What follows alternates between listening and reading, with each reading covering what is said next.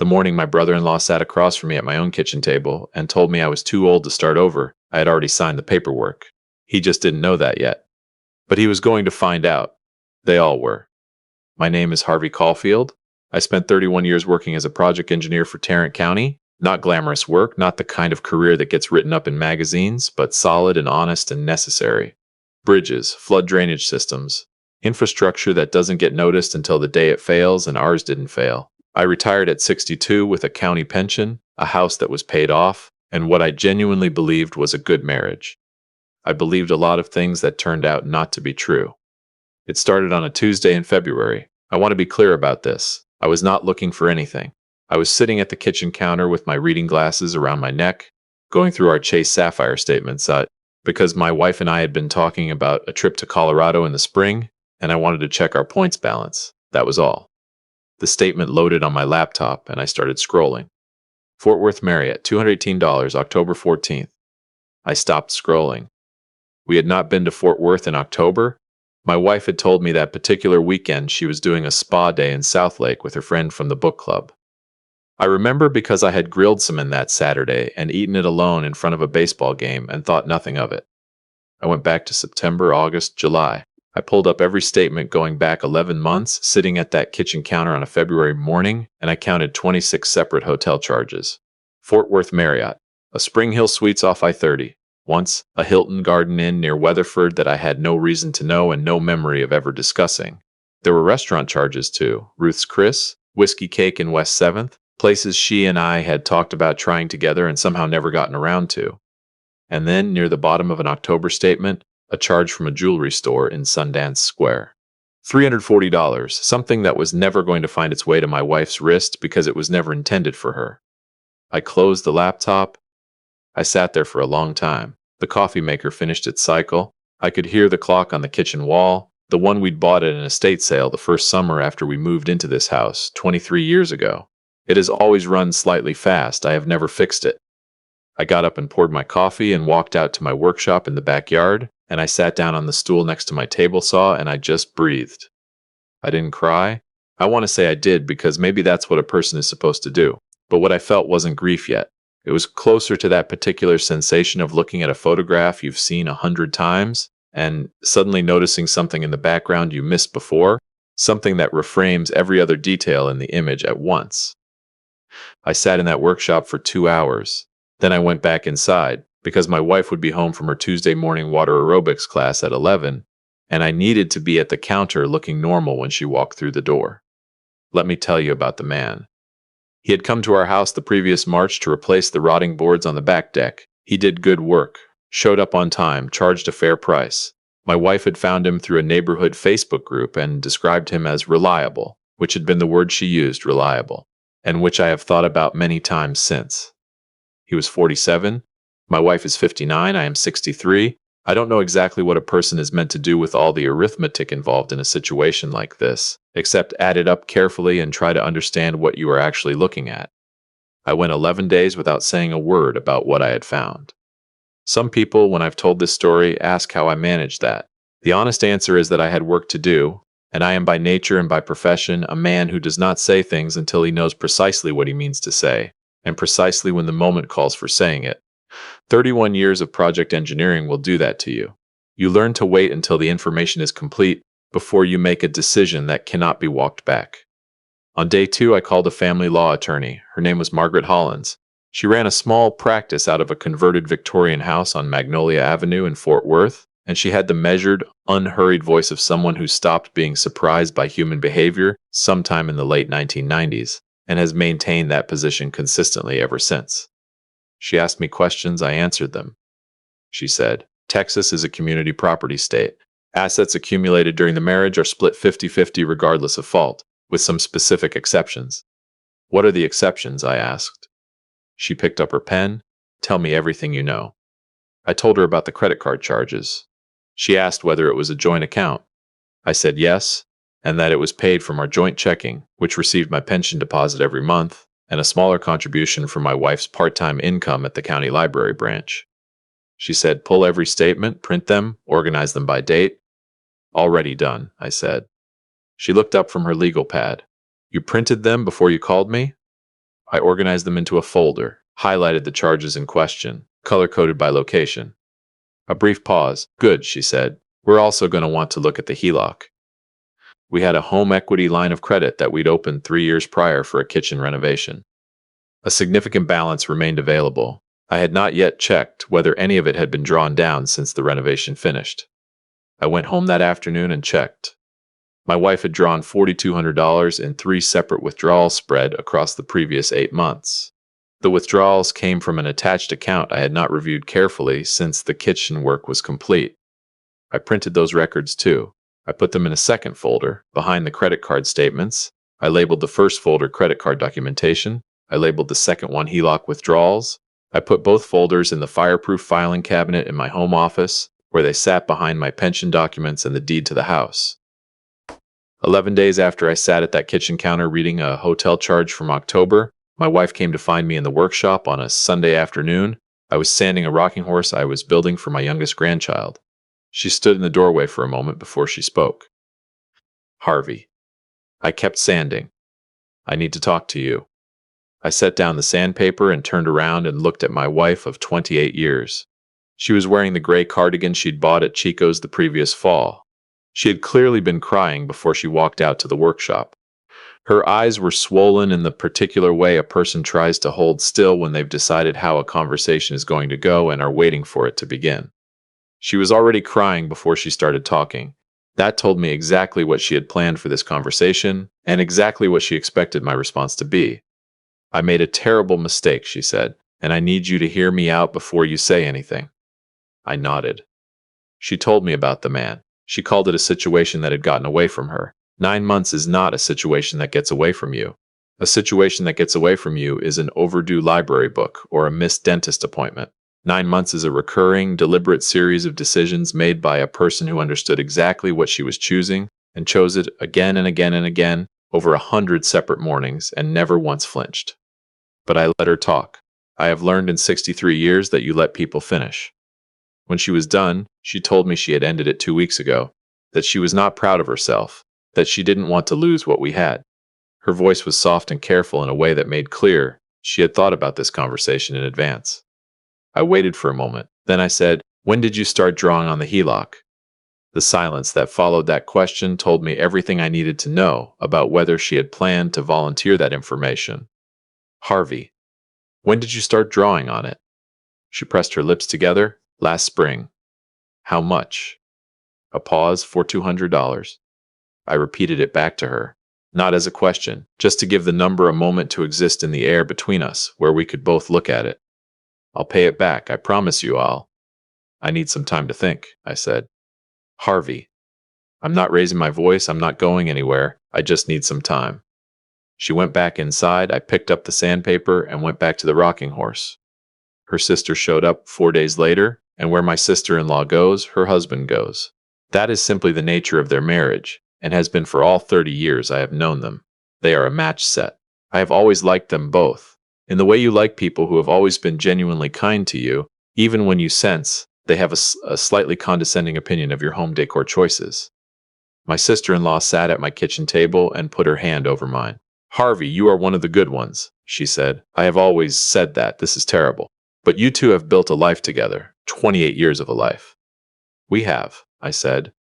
And at your... She stopped herself, recalibrated. What I mean is, there's so much shared history, the grandchildren, the house, everything you've built, that matters.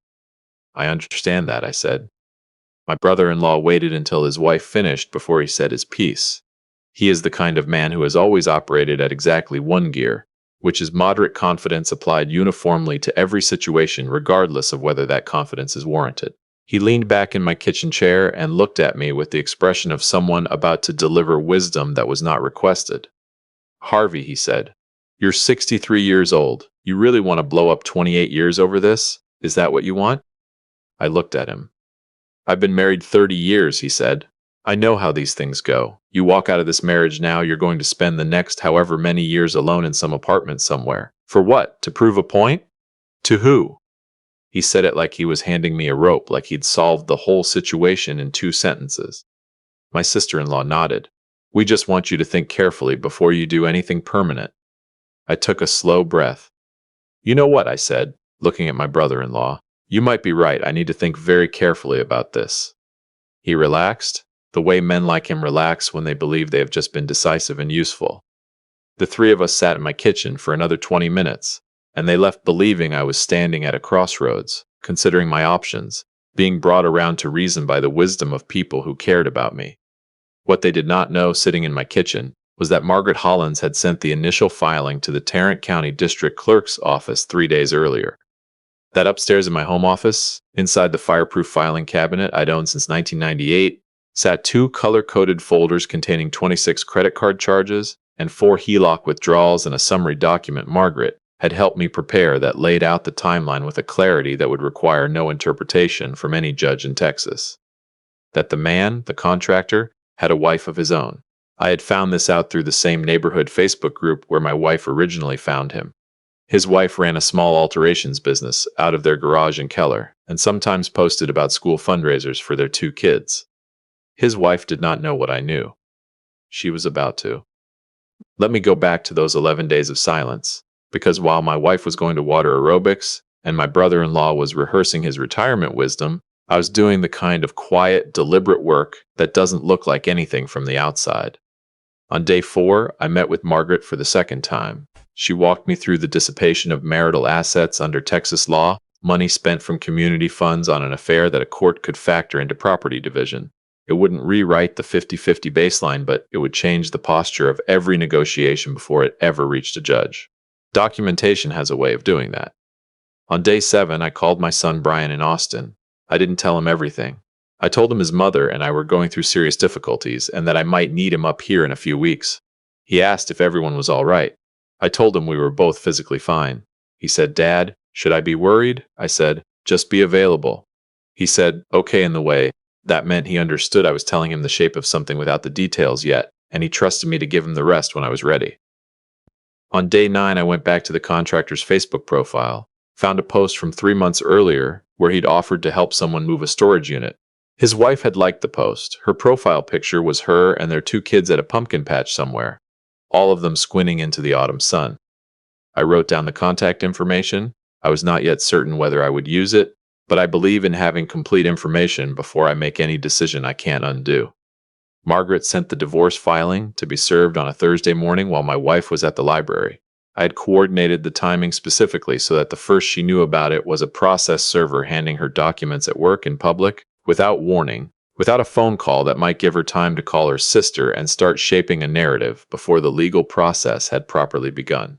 Not cruelty, strategy. There is a meaningful difference. She called me 4 times that afternoon. I answered the 3rd call. "Harvey, you filed." I did. A long silence. "You weren't going to tell me first?" "The documents tell you," I said. "That's what they're for." She cried. I listened. When she said she thought I needed more time, I told her I'd had 11 days and that had been enough. My brother-in-law called the following morning. He was a different person on the phone than he'd been in my kitchen. Less certain. More careful with every word. The way people get when they realize the conversation they thought they were in was not the conversation that was actually happening. "Harvey, I just want to understand." "Roger," I said his name quietly. "You told me I was too old to start over, that I'd spend my remaining years alone in an apartment to prove a point." "I didn't mean." "I need you to think about something." My voice was level. "I have a county pension that covers my expenses without touching savings. I have a paid-off house that I'll likely keep in the settlement given the documented circumstances. I have a workshop full of things I like to build. I have a son and grandchildren who love me without conditions." I paused. "What exactly was it you thought I had to be afraid of losing?" He didn't say anything. "I'll talk to you when there's something useful to say," I said, and I hung up. My sister-in-law I asked to meet for coffee. Tuesday morning, a diner on Camp Bowie Boulevard. I arrived first. I had the 2 folders on the table next to my cup when she sat down. I slid the first folder across without a word and let her read. She went through the first few pages slowly, then more slowly still. She reached the HELOC withdrawals and stopped. "What is this?" she said quietly. "October 14th, I said, turning a page gently. "Your sister told you that weekend she was helping a friend from church move into a new apartment. You texted me that Saturday asking if she needed extra boxes." My sister-in-law stared at the page. "She was at the Fort Worth Marriott," I said. I kept my voice even. "Just facts. Just the truth that had been there all along, waiting for someone to put it on a table. She closed the folder, put both hands flat on the table, looked out the window at Camp Bowie for a long moment before she looked back at me. I told you to consider your age, she said finally. You did. I told you to think about the weight of history without knowing. She stopped. I didn't know any of this. I know you didn't, I said. That's why I asked you here. Not to hurt you. Not to turn you against your sister. She will always be your sister, and I wouldn't take that from you. But you formed a strong opinion based on incomplete information, and you are a good person who deserved better than that. She was quiet for a long moment. The man, she said, his family. I left that to Margaret, I said. Some things are better handled with professional distance. I don't know exactly when or how his wife found out. What I know is that she did, and the fallout in that household was by all accounts significant. Fort Worth is large, but neighborhoods are small, and people talk. The divorce was finalized in late summer. Texas being what it is, the division was roughly equal, as Margaret had prepared me to expect. The documented dissipation affected the final negotiation meaningfully enough that I kept the house, which I subsequently sold, and walked away with the HELOC balance, accounted for in the settlement terms. Margaret shook my hand on the courthouse steps and said I was the most organized client she'd had in 22 years of practice. I had good folders, I said. She laughed. I hadn't heard her laugh before in all the months we'd worked together. It suited her. I bought a smaller house in Aledo, about 20 miles west, a 2-bedroom with a detached garage I converted into a proper workshop. My son Brian drove up from Austin on a Saturday to help me move in, brought his oldest, who is 6 years old, and the rocking horse was waiting in the new garage, wrapped in a furniture blanket when they arrived. The boy walked around it twice, slowly, the way children inspect something they're not sure they're allowed to touch yet. Brian told him, "Grandpa made that." The boy looked at me and then looked at the horse and then climbed on without another word and started rocking. Brian and I stood in the garage doorway while his son rocked, drinking coffee from the thermos Brian had brought, and we didn't say much for a while. That is one of the things I appreciate most about my son. He knows when silence is what the moment actually needs. My sister-in-law called in October. I was in the workshop fitting a joint on a cabinet I was building for a neighbor's daughter who'd just bought her first house. The call came through and I almost let it go. Harvey. Her voice was careful in the way of someone who has been sitting with something for weeks and decided it finally needed to be said out loud. I owe you an apology. You don't. I do. Firm. I sat in your house. I told you to think about your age and not do anything permanent. I said those things without knowing what I was actually asking you to walk back into. That was wrong, and you deserve better from me. I showed you because I thought you deserved the full picture, I said. Not to cause pain, not to take anything from anyone, just because the opinion you were holding was built on something incomplete. I understand that now, she said quietly. We talked for a few more minutes. She asked about the new house. I told her about the workshop. When we hung up, I sat in the garage for a while as the light came in sideways through the window above the workbench, sawdust in the air. The smell of cut wood, which has always struck me as one of the more honest smells in the world, no pretense to it, no interpretation required, just exactly what it is. Here is what I have come to believe about all of it. My brother-in-law told me I was too old to start over. My sister-in-law told me to weigh the history I'd be walking away from. My wife had counted on the probability that 28 years of shared life and 63 years of age would add up to a kind of gravity she could rely on. They were all operating on a version of me that I had, perhaps, allowed them to believe was the complete picture. They forgot about the folders. Documentation is not a passive man's refuge. It is a patient man's tool, and patience is not the same thing as acceptance. Quiet is not the same thing as helpless. Starting over at 63 is not the same thing as starting from nothing. I had a pension. I had a trade I'd spent 31 years refining. I had a son who drove 4 hours on a Saturday with a trailer and a 6-year-old and a thermos of good coffee. I had a workshop and a cabinet joint I was proud of and 11 days of careful, deliberate silence during which I did the most consequential work of my adult life. And I had the complete picture while everyone around me was still working with pieces of it. I went back to the cabinet door, checked the angle on the joint. It was right. Some things just take a steady hand and enough patience to do them properly.